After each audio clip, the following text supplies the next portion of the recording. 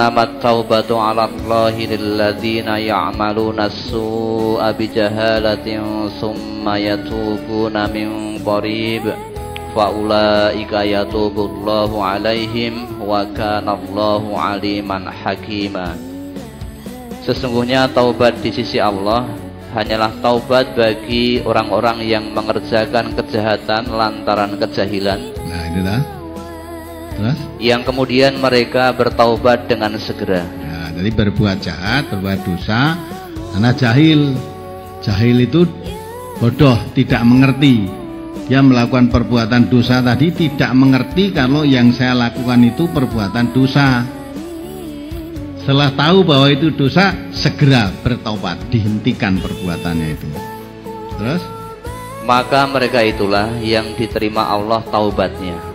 Dan Allah Maha mengetahui lagi Maha bijaksana. Ya. Terus berikutnya dibaca sekali. Walaisatit taubatu lilladzina ya'maluna as-sayyi'at hatta idza hadara ahadakumul maut qala inni tubtul ana walalladzina yamutuna wa hum kuffar ulaika a'tadna lahum 'adzaban alima. Dan tidaklah taubat itu diterima Allah dari orang-orang yang mengerjakan kejahatan yang hingga apabila datang ajal kepada seseorang di antara mereka barulah ia mengatakan, sesungguhnya saya bertaubat sekarang. Dan tidak pula diterima taubat orang-orang yang mati sedang mereka di dalam kekafiran. Bagi orang-orang itu kami sediakan siksa yang pedih. Jelas kan? Jadi tobat yang diterima itu berbuat dosa karena tidak tahu. Setelah tahu segera bertobat. Itulah yang taubatnya diterima. Adapun orang-orang yang melakukan perbuatan maksiat, tahu itu maksiat tidak segera bertobat, ya.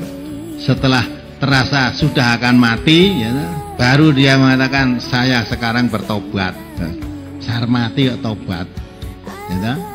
Nah itu terasa sudah berubah sakit sana pani, wah sudah dokter mengatakan wah ini ya sabar aja lah, ini sudah tidak tertolong lah, mulai dia bertobat.